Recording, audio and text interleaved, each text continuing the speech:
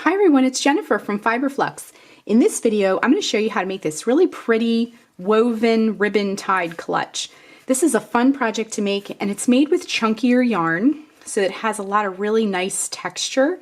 And then the thing that I like most about this clutch is the contrast. So you have this really kind of chunky textured yarn, and then you have this very elegant satin tie. And then all you do to open it, it just unties, and then it's a little clutch. And you can put use it as a purse, or you can put things like your crochet hooks or scissors or things like that and use it as a little hook bag as well. So let's get started. The finished clutch is about 8 inches wide and about 5 inches tall. And then the ribbon is cut to fit. I'm going to show you how to do that. We're going to put the ribbon on, and then if you notice one of these is longer than the other, we're going to cut it as kind of like a custom fit. For this project, you're going to need a pair of scissors, a tapestry needle, a ruler or measuring tape. That will help you get the correct length. And then you'll also need an 8mm crochet hook and some ribbon. I'm going to be using, this is 5/8 inch wide satin. I'm going to be using some black satin ribbon. This is double-sided, and I really like using double-sided ribbon because when you tie this, it looks pretty any way you tie it. You don't have to make your bow a certain way in order for the one side, the correct side, to be facing out. So this is just double-faced black satin ribbon, and I don't have a full spool here, so just enough to wrap around to make a bow around your clutch. And for the yarn, I'm going to be using Bernat Softy Chunky, and if you watch the Flux video channel, this is the same yarn I used to make the Margaret button cowl. That was a really popular project, and I'll link up to that. But this is the gray heather, and I'm going to be using this yarn. So if you want to substitute yarn, you don't necessarily have to use this yarn. Just look on the back label and look for something that recommends an 8mm hook. So let's get started. Our clutch is going to be constructed in a rectangle, and then we're going to be folding the rectangle and seaming. So to begin the rectangle, the main part of our clutch, and we'll be adding the ribbon later, and I'll show you how to do that part, we're going to do a starting chain of 22. Now, the basket weave stitch, and I have a separate video tutorial for that as well, and I'll link up to that if you want to just practice the stitch a little bit before starting this project. But that stitch is a multiple of 6 plus 4. So 6 plus 6 plus 6 plus 6, and then add 4 to that. So if you want to change the width of the clutch, if you want it to be little or much wider, just make sure it's a multiple of 6 plus 4 when you're doing that. So we're going to do a starting chain of 22. Okay, so let's put a slip knot on our hook first. Wrap the yarn around your fingers to make a loop. Bring the yarn behind the loop, reach in with your hook, bring up that loop and tighten. Okay, so we're going to do 22 chains. So to make a chain, wrap yarn around hook and bring it through the loop. So that's 1, 2, 3, 4, 5, 6, 7, 8. Let me get some more yarn. 9, 10, 11, 12, 13, 14, 15, 16, 17, 18, 19, 20, 21, and 22. So here is our starting chain. And you want to make your chains fairly loosely. If you're having trouble and you're getting really tight chains, go up a hook size just for the starting chain, and then you can later switch back to the 8mm hook. And I just noticed my yarn has a little tuft of something in the manufacturing sticking out of it, so I'll just trim that. Okay, so let's get started. For row 1, what we're going to do is in the 4th chain from the hook, so this loop here does not count. So 1, 2, 3, and 4. We're going to work a double crochet in that 4th chain from the hook. So to make a double crochet, wrap yarn around hook, insert the hook right into the chain, and bring up a loop. Wrap yarn around hook, bring it through the first 2 loops. Wrap yarn around hook, bring it through the last 2 loops. Then we're going to work a double crochet in each chain all the way across. So in each chain, just work a double crochet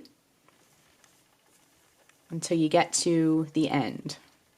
And this is a fairly large hook and some chunky yarn. So we're not really making that big of a rectangle. So this is a really quick project. And this also makes a great little gift if you need to whip up a gift for someone, or you need a quick little purse for an event. Okay, so I'm just going to work a double crochet all the way across our row.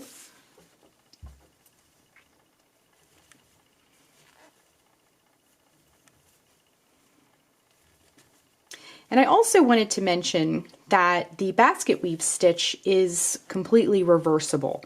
So when you go to seam up the sides, it's not going to really matter which side you're seaming on. Okay, so I'm just working my double crochets all the way across.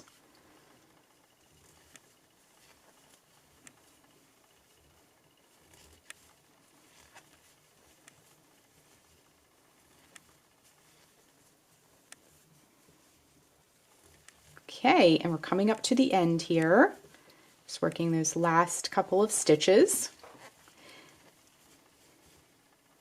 And that last chain, just work a double crochet right in there. And we'll deal with the ends later on in our project. Okay, so row 1 should look like this. It's just a simple strip of double crochet. Okay, so let's move on to row 2. For row 2, we're simply going to chain 2 and turn our work. Now this first double crochet here, we're going to skip that. And the next 3, we're going to work a front post double crochet in each one of these stitches, okay? I have a separate video on the front post double crochet if you're unfamiliar with this stitch, and I'll link up to that. But if you want to master that before coming back to this project. But to quickly show you how to make that stitch, what you're going to do, it's very similar to a regular double crochet.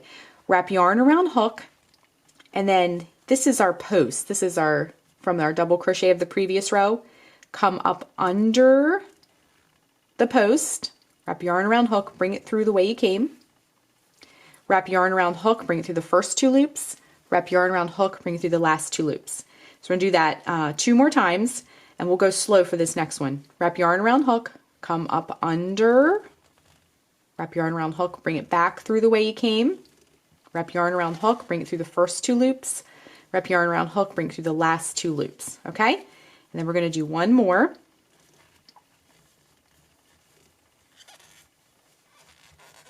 Just like that, okay? So then what we're going to do in the next 3 stitches, we're going to be working in groups of 3 for this project. The next 3 stitches, we're going to work a back post double crochet in each stitch. So that's similar to the front post, but where you orient your hook is going to make a difference. So wrap yarn around hook, and as a side note, I also have a video tutorial on this particular stitch as well. Okay, so wrap yarn around hook. Now instead of going up under it, what we're going to do is go around the back and come from back over top of the post and back down. Wrap yarn around hook, bring it through the way you came. Yarn around hook, bring it through the first 2 loops. Yarn around hook, bring it through the last 2 loops. Okay, let's do that again. Wrap yarn around hook, come from the back to the front, go over top of that post, and back down. Wrap yarn around hook, bring it through all the way back the way you came. Wrap yarn around hook, bring it through the first 2 loops. Wrap yarn around hook, bring it through the last 2 loops. Okay, and we're going to do that one more time because we're working in sets of 3 here for our basket weave stitch. Okay, now if we look at it, you can see the front post creates these columns. The back post produces this kind of ridge, and it gives a lot of texture. Our clutch is going to be very textured. Okay, so I'm just going to grab a little bit more yarn.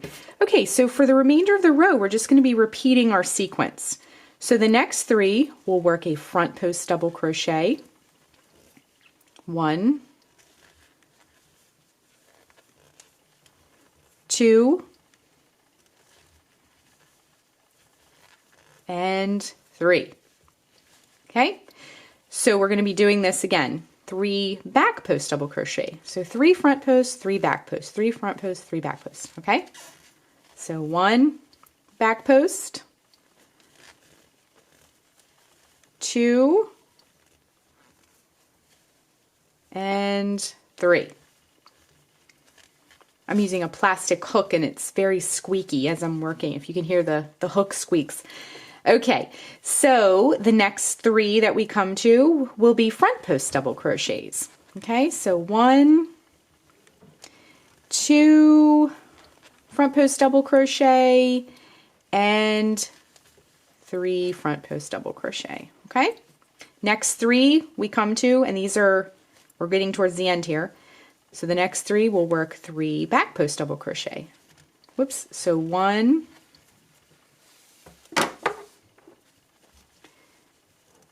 2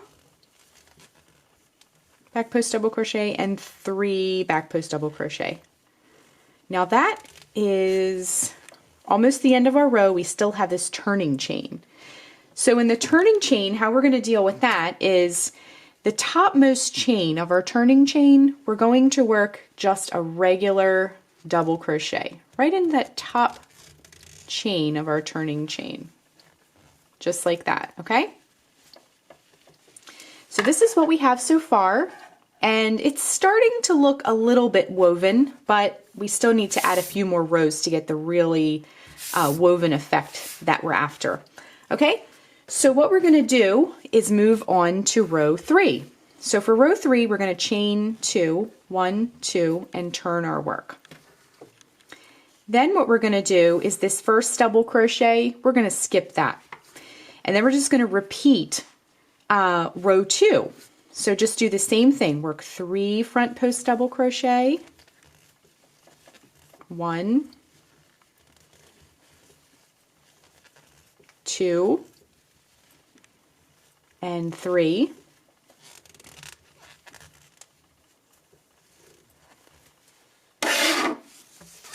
Get some more yarn here. And then we're going to work 3 back post double crochet. And you can see we're already getting a little bit of length to our work. This is a really quick project, like I mentioned before, because we're using a larger hook and some chunky yarn. Okay, so whoops, so 3 back post double crochet. So that was 1, 2, and 3. Okay, 3 front post double crochet, 1,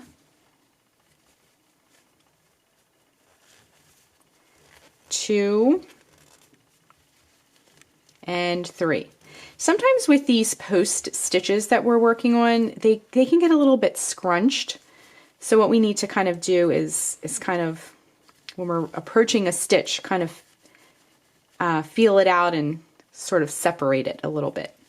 Okay, so we worked our 3 front post double crochet. Now we're going to do 3 back post double crochet.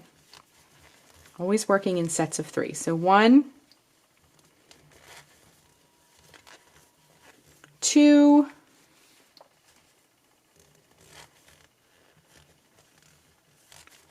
and whoops, and 3. Not only is my hook squeaky, it's also slippery. Okay, so then we're going to work 3 front post double crochet. 1,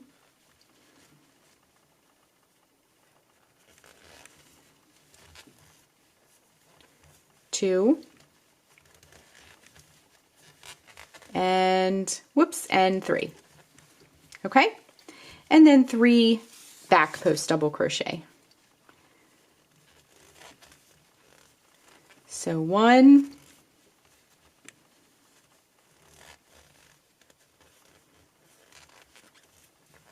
2, and 3. And now we're at the end of the row. So whoops, and so we're just going to finish our row here. We have this turning chain, just this top chain of our turning chain, just work a double crochet right into that top chain. So we can see, if you hold it on its side, you can see that texture is really starting to emerge. So now we're ready for row 4. Row 4 is a little bit different. It's kind of the opposite of what we've been doing. Okay, I'm just going to get a little bit more yarn. So what we're going to do is chain 2. 1, 2, and turn our work. So like I mentioned before, it's kind of the opposite of what we've been doing. So we're going to skip this first double crochet like we've been doing all along. And this first set of 3, we're going to work back post double crochets this time. Okay, so 1 back post double crochet, 2, and 3. Okay, next set of 3 stitches, work 3 front post double crochet stitches. So 1,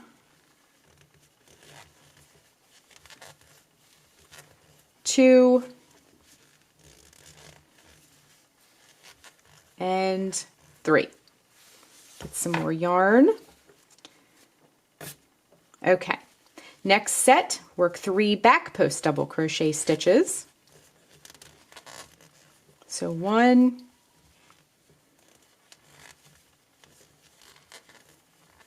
2, and 3. Next set, 3 front post double crochet.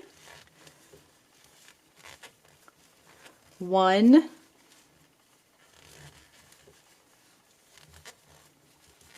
2, and 3.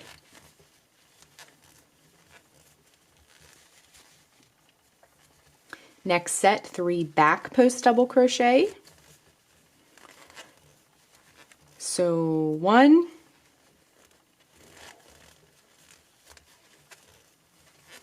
2, whoops, and 3. Okay, we're in the home stretch, last little set here. 3 front post double crochet to finish off that row. 1, 2, and 3. Okay, and in that turning chain, same thing we've been doing, work a double crochet in that topmost turning chain of our turning chain from the previous row. Okay? Okay, so row 4 is complete. Next, we're going to move on to row 5, our final row of our pattern repeat, and then I'll show you how to finish the clutch. Okay, we're ready to move on to row 5. Row 5 is simply just repeating row 4 again. Okay, so chain 2, 1, 2, and turn your work. Again, we're going to skip this first double crochet of the row, and then we're at our first set. So the first set of 3 here, we're going to work 3 back post double crochet. So 1,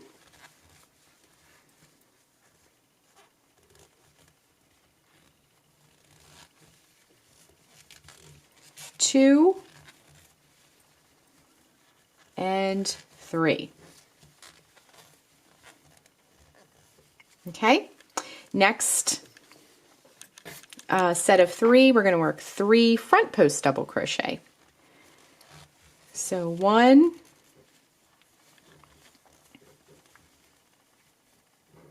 2, and 3. There we go. And the next group of 3, 3 back post double crochet. And again, some of these post stitches can get a little bit kind of scrunched down. So you might need to kind of feel for them a little bit and pull them back up as you work.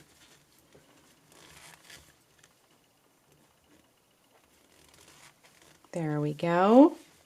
Okay, and then the next set we'll work 3 front post double crochet.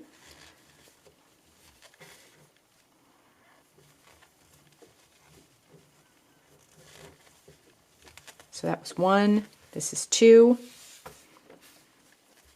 and 3. Okay, then 3 back post double crochet.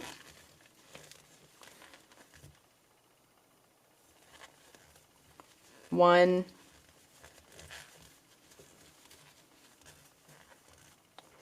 2, and 3. And then 3 front post double crochet.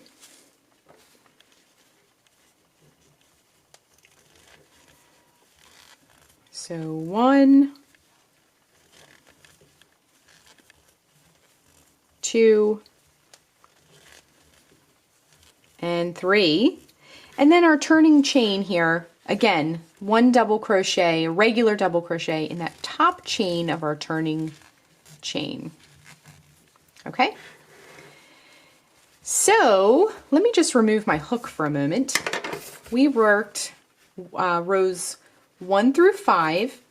So to finish the clutch and our stitch sequence that we've been working, you're going to work rows 2 through 5 over and over and over until your clutch is long enough to fold in half. So if you want kind of a tall clutch, you just double the height that you want so you can fold it in half. Because what we're going to be doing is folding it and seaming up the sides, and then we'll add our ribbon. And what our ribbon does is wrap around the entire piece and then ties to keep it closed. So I'm going to keep working rows 2 through 5 over and over until my clutch rectangle is as big as I want it to be, enough to be able to fold it over to create the clutch. So let's rejoin in just a moment, and after I've worked some rows, and I'm going to show you how to finish your clutch, how to assemble it, how to add the ribbon. Okay, so I'm just putting that last stitch in to finish up this rectangle, our basket weave rectangle, and then we can put it all together, okay?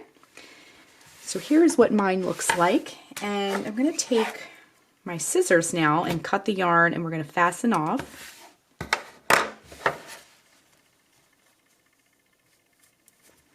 Okay, so my rectangle, just to give you an idea of measurement. Now, like I mentioned before, you can make this as big or as small as you'd like, but mine came out to be about 8 inches wide and approximately 11.5 inches tall.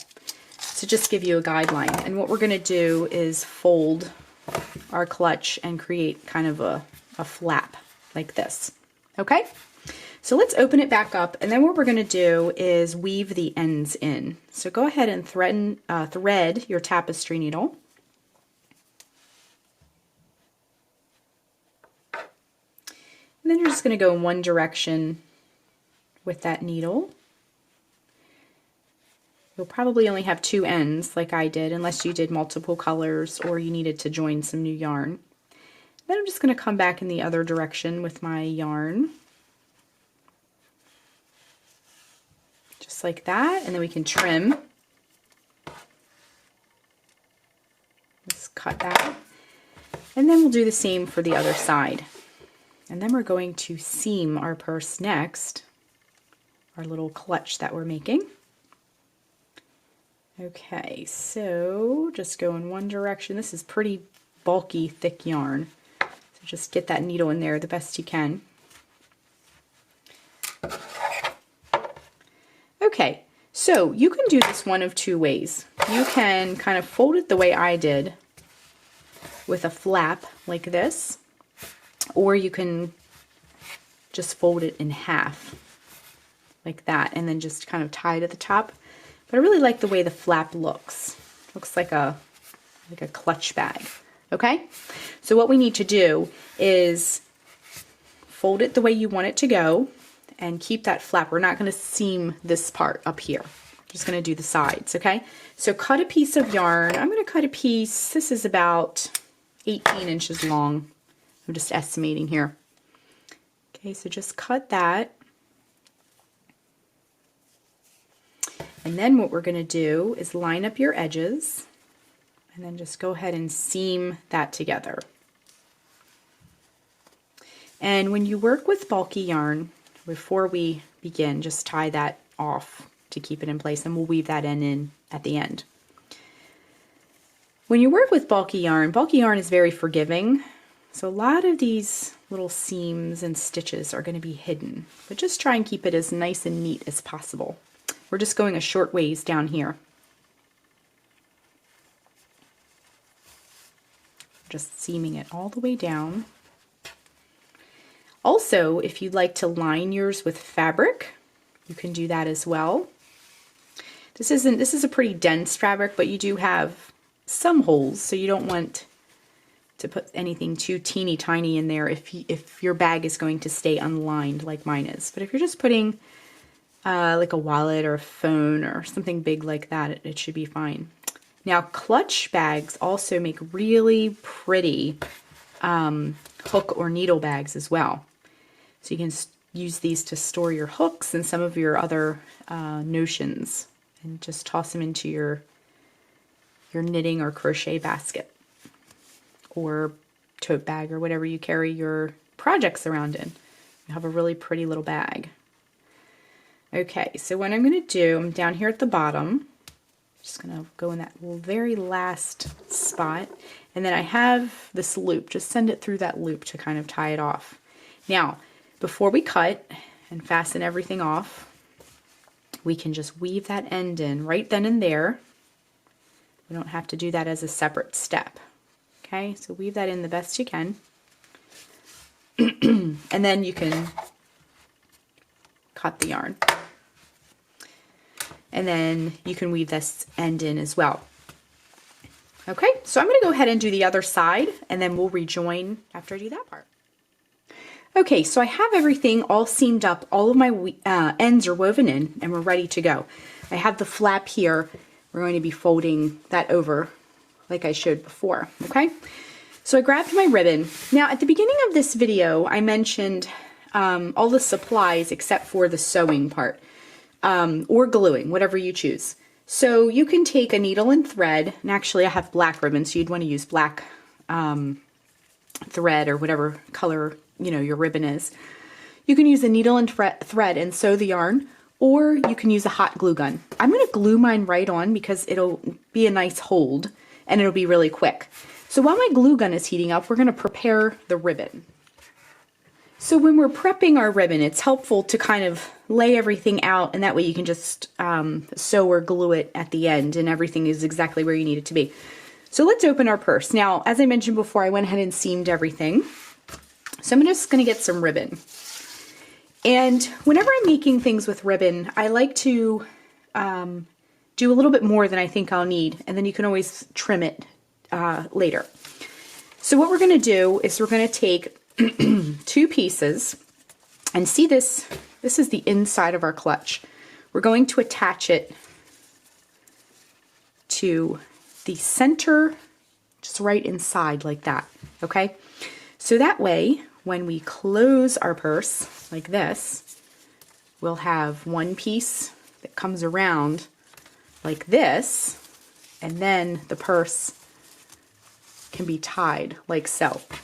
And it's going to look very cute and elegant and modern when we're finished, okay?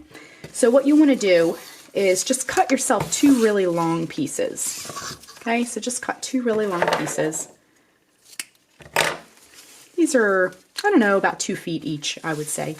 And again, we can always go back and trim when we're finished, and we're most likely going to have to, okay?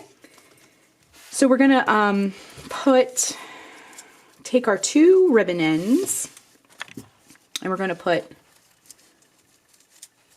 one like this right on the inside and one like this. They're kind of on top of one another like that. Now at this point you can take your needle and thread and just sew it right on, and I'm going to glue mine just right onto the yarn. Now when you're gluing yarn, you don't want to use too big of a blob. Hot glue actually adheres to yarn really, really well because of all the nooks and crannies.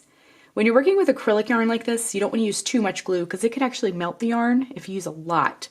But it does adhere really well because it gets into all those fibers. So it does create a really strong bond. So I'm going to grab my hot glue, and now that we have our ribbon positioned, we can attach it. Okay, so like I mentioned before, we want to be sparing, but not skimpy. We want to get a good amount on there. So go right on the inside like this. And also, you don't want to do too much either because it's going to kind of soak through onto the other side. So just get yourself a nice little dot on there.